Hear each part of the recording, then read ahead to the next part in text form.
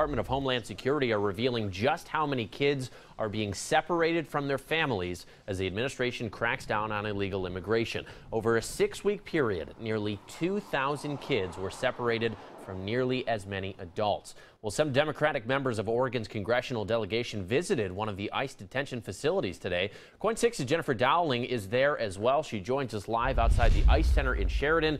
Jennifer, what did our representatives have to say?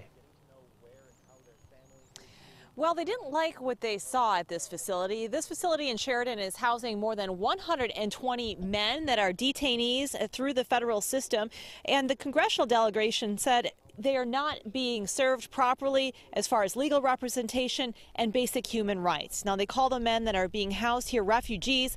Many, they say, are seeking asylum from political or religious persecution, and they say they're being locked in a cell for around 22 hours a day. Senator Jeff Merkley says most don't have the proper legal representation, have been unable to make phone calls to get it, and are being denied an asylum hearing, which is their right. He says those that have children and wives have also been separated from them.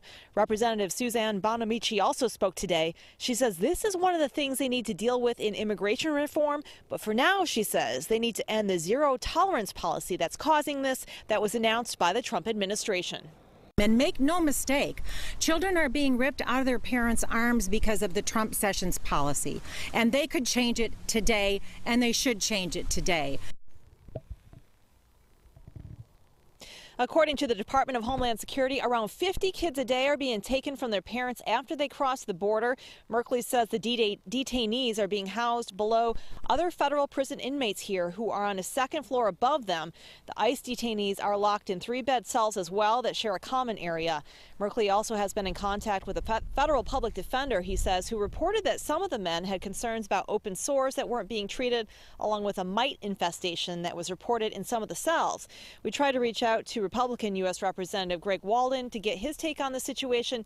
He did not get back to us as of news time tonight. Now, Merkley says he's going to continue this crusade to learn more about these detention facilities. You'll recall 2 weeks ago he couldn't get into a facility that was detaining children in Brownsville, Texas at a former Walmart. Well, he says he's finally going to be able to get in and tour that facility tomorrow. Back to you.